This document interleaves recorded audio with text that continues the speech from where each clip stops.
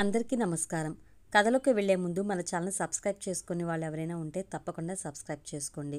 Video నచ్చినట్లయితే తప్పకుండా like చేయండి. ప్రేమ ఎంత కఠినం 9వ భాగం. మరుసటి రోజు పొద్దున్న లతని పిలవడానికి వెళ్లిన కిరణ్కి వందన ద్వారా తనకి ఒంట్లో బాగుండలేదని కబురు పంపింది. అతను ఎంత ప్రయత్నించినా చూడ్డానికి ఒప్పుకోలేదు.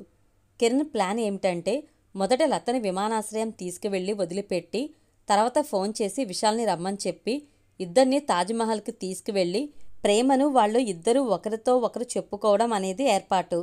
ఖచ్చితంగా మనసుకు నచ్చిన అమ్మాయి ఎవరో ఒక మగాడితో ఊరు తిరగడం ఏ ప్రేమికుడు ఒప్పుకోడు అనే సెంటిమెంటును నమ్మే ఈ ఏర్పాటు చేశాడు కిరణ్. కానీ లతని ఇలా ప్లాన్ని పాడు చేస్తుందని అతను ఎదురు చూడలేదు. దగ్గర అరగంట కాచుకున్న కిరణ్ ఆమె పట్టుదలను తలుచుకుని బయలుదేరి వెళ్ళిపోయాడు. ఆమె యొక్క నడవడిక అతనికి పొడుపు కథలా ఉంది. ఆ పొడుపు కథకు కారణమైన అతను స్వీయ పరిస్థితిని కోల్పోయి వెర్రిచూపులతో పడుకునున్నాడు. ముందు రోజు రాత్రి జరిగిన సంఘటనలు కళ్ళ ముందుకు వచ్చి నేరభావనను ఎక్కువ చేసింది. ఎలా ధైర్యం చేశాడు అలాంటి చేష్టకు? ఎప్పుడు చూడు తన శీలాన్ని విమర్శించి అతని దగ్గరే పూర్తిగా తనని కోల్పోయిన పరిస్థితి. ఇక ఎక్కడికెళ్ళి నిరూపిస్తుంది తన దయనీయ పరిస్థితిని? అతని చూపుల్లోనే కరిగిపోయి తన చూపుల్లో స్వాగతించింది ఈమె కదా. ఆ తర్వాత తన పరిస్థితిని తెలుసుకుని ఎంతో బలంగా పోరాడింది. అన్నీ సుడిగుండంలో చిక్కుకున్న పడవలాగా అయిపోయింది. మొదట్లో ప్రేమ కోసం పరితపించి నిలబడ్డది ఈమె తప్ప అయితే తర్వాత జరిగిన దానికంతా బాధ్యుడు అతనే కదా. ఎన్నో ప్రశ్నలు ఆమెను వేధించగా ఆమె కృంగిపోయింది. లత ఢిల్లీకి వెళ్ళకపోవడానికి కారణం వందన ద్వారా గౌరికి చెప్పబడింది. ఎదురు చూడకుండా ఏర్పడిన అనుభవం, చాలాసేపు షవర్ కింద నిలబడటం కలిపి లత శరీరాన్ని వేడితో కాలుతున్నట్టు చేసింది. ఆమె ఢిల్లీ వెళ్ళలేదని తెలుసుకున్న తర్వాత ఏ ఆఫీస్కి వెళ్లకుండా ఇంట్లోనే ఉండిపోయాడు విశాల్. మృగంలాగా నడుచుకున్న తన పైశాచిక ప్రవర్తనకు పరివర్తనగా లత ఏదైనా విపరీత నిర్ణయం తీసుకుంటుందేమో అన్న ఆందోళన అతని ప్రశాంతతను కోల్పోయేటట్టు చేసింది. లతకి విపరీతమైన జ్వరం అని వందన సమాచారం ఇవ్వగానే ఆమె గదిలోకి వెళ్లిన విశాల్ దుప్పట్లో దూరి ముడుచుకుని పడుకున్న లతను చూసి అల్లాడిపోయాడు. నేరభావనతో వణుకుతున్న చేతులతో ఆమెను ముట్టుకుని చూసి పరిస్థితి యొక్క తీవ్రతను గ్రహించి ఆమెను హాస్పిటల్కి ఎత్తుకుని పరిగెత్తాడు. ఆ రోజు నదీ తీరంలో మైకంలో తన కౌగిల్లో సురక్షితంగా ఉండిపోయిన ఆమె ఈరోజు తన స్పృహనే కోల్పోయిన పరిస్థితుల్లో కూడా తన దగ్గర నుండి తొలగిపోవాలని కృంగి ముడుచుకున్న లత మనసును అర్థం చేసుకుని హాస్పిటల్కి తీసుకువెళ్లకుండా గౌరీ దగ్గర ఆమెను అప్పగించడానికి విశాల్ వెళ్తున్నప్పుడు ఆమె మెరుగుపడి మనసులో కొంచెం బలం పుంజుకుని అతని దగ్గర నుండి జారుకుని నడిచి వెళ్ళిపోయింది. తర్వాత ఆమె కనబడలేదు. చాలాసేపు ఆమెనే వెతికిన విశాల్ కళ్ళు చివరకు ఆమె కోసం తప్పించాయి. రోజులు గడిచిన కొద్దీ బాధల యొక్క ఆవేదన, అతని మీద ఏర్పడ్డ విరక్తి కొబ్బరి పీచులాగా ఊడిపోగా మొక్కపోచలో దాగున్న కొత్త పువ్వు వికసించినట్టు లతకు విశాల్ మీద ప్రేమ పుట్టడం మొదలుపెట్టింది. విశాల్ కోసం లత ఇల్లు మొత్తం వెతికింది. అతని గురించిన ఎటువంటి సమాచారం దొరకక నీరసపడిపోయిన ఆమె మనసు నీటిపారుదల కోసం ఎదురుచూసే చెట్టులాగా అభిమానం, స్పర్శ అంటూ ప్రేమ ఇచ్చే అన్ని సుఖాల కోసం పరితపించింది. దగ్గర 3 నెలలైనా విశాల్ గురించిన సమాచారం లతకు దొరకలేదు. గౌరీ దగ్గర చూచాయిగా విచారించినా ఆమె పట్టించుకున్నట్టు కనబడటం లేదు. ఇంటికి రాని విశాల్ వాళ్ళ షాపుకైనా ఖచ్చితంగా వచ్చి వెళ్తారనే నమ్మకంతో సుమారు 2 నెలలుగా పొద్దున్నుండి సాయంత్రం వరకు తపస్సు చేస్తున్నట్టు రోజు అక్కడికి వెళ్ళింది. ఒక్కరోజు కాదు కదా, ఒక్క పూటైనా విశాల్ అక్కడికి రాలేదు. అన్ని దారులు మూసుకుపోవడంతో విశాల్ ఏదైనా బయట దేశానికి వెళ్ళుంటాడేమో అనుకున్నది. ఇంట్లోని ప్రతి చోట ప్రతి వస్తువులోనూ అతని రూపమే కనిపిస్తుంటే లతకు పిచ్చి పట్టినట్టు అనిపించింది. జ్ఞాపకాల అలలు రోజు ఆమెను చుట్టుముట్టి బలంగా తాకుతుండగా ఆమె చిక్కు శల్యమైంది. ఆమె పరిస్థితి యుక్త వయసులో ఉన్న వందనకు అర్థమైంది. మీ దగ్గర ఒక విషయం చెప్పాలి లత అన్నది వందన.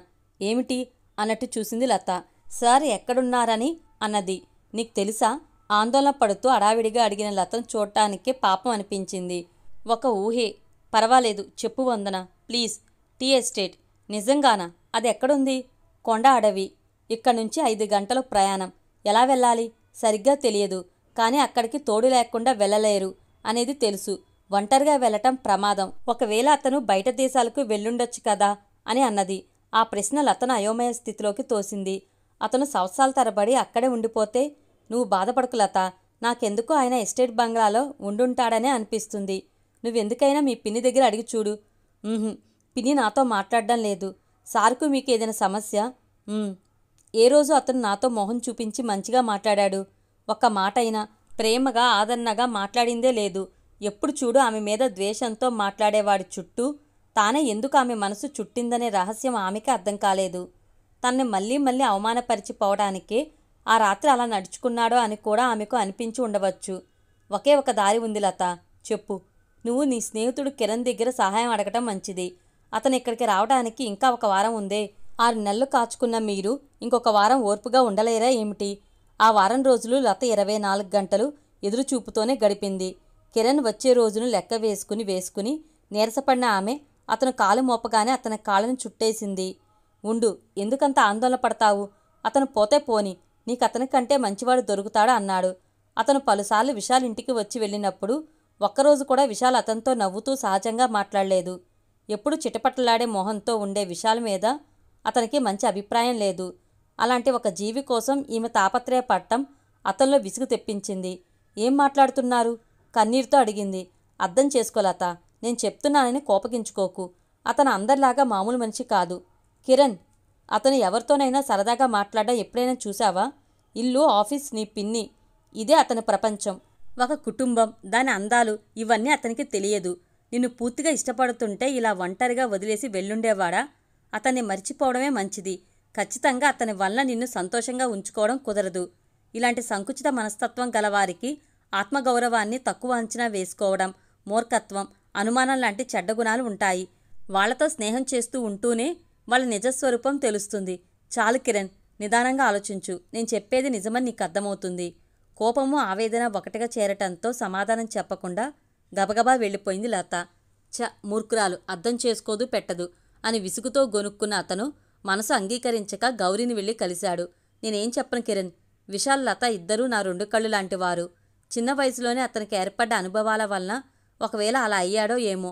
ఇన్ని రోజుల్లో అతని దగ్గర నుండి అభిమానాన్ని తప్ప నేను ఇంకేమీ చూడలేదు. అతనిలో దాగున్న గుణాలను అతను ఎలా తెలుసుకున్నాడో ఏమీ అర్థం కావడం లేదు. ఒకరోజు నా ఎదురుగా వచ్చి ఏదో పోగొట్టుకున్న వాళ్ళ నిలబడ్డాడు. అతను అంతలా బాధపడుతూ కృంగిపోయి నిలబడటం నేనెప్పుడూ చూడలేదు అన్న గౌరీ పాత రోజుల్లోని విషయాల్ని కళ్ళ ముందుకు తెచ్చుకుంది. అత్తయ్య, నేను లతని ఎంత లోతుగా ప్రేమిస్తున్నానో చెప్పలేను. కాలమంతా నేను తపస్సు చేసి పొందిన వరం ఆమె.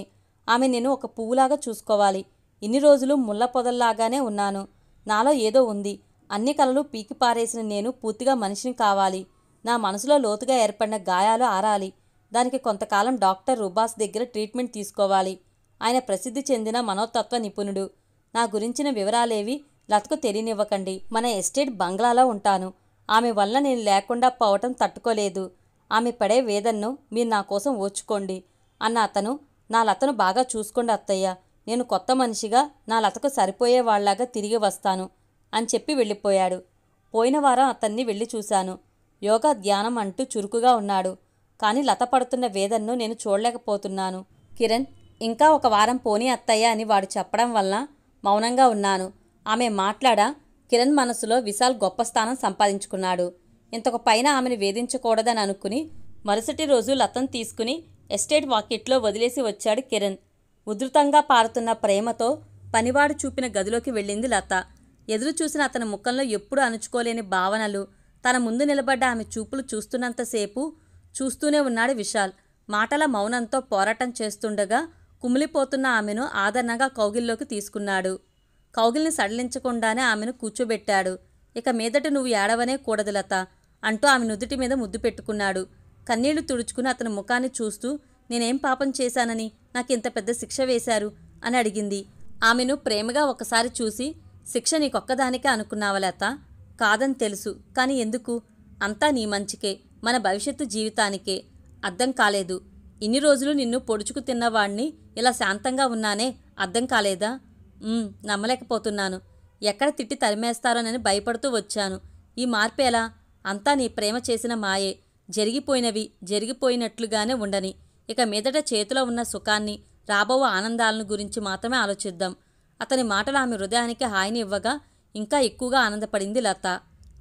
ఇక మీదట ఏం జరిగినా తప్పు నాది కాదు అంటూ ఆమె చెవుల దగ్గర గుసగుసలాడా.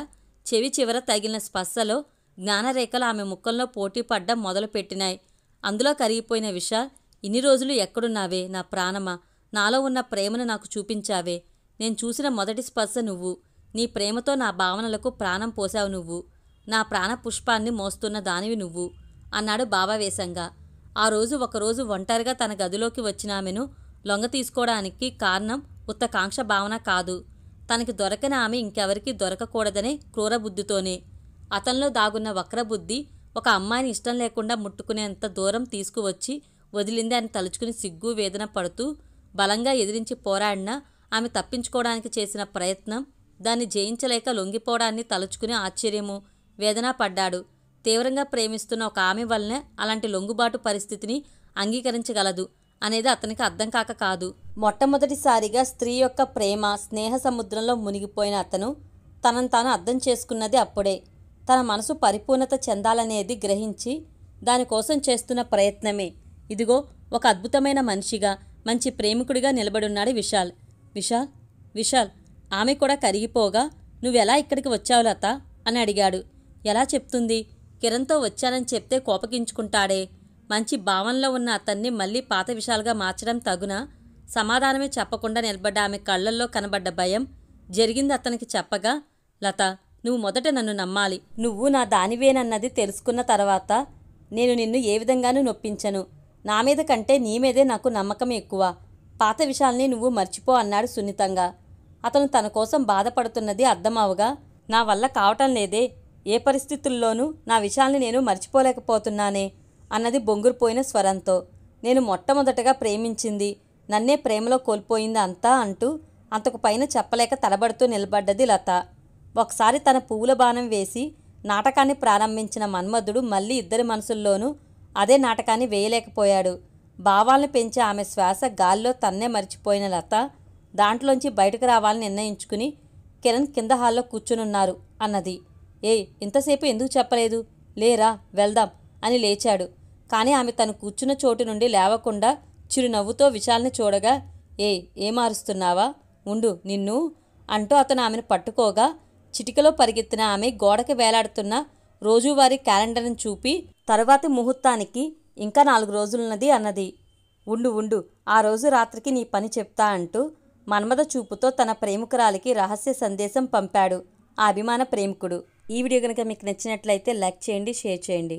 మరిన్ని ఇంట్రెస్టింగ్ వీడియోస్ కోసం మన ఛానల్ తప్పకుండా సబ్స్క్రైబ్ చేసుకోండి. వీడియో నోటిఫికేషన్ కోసం పక్కన ఉన్న బెల్ ఐకాన్ని క్లిక్ చేయండి. Thank you.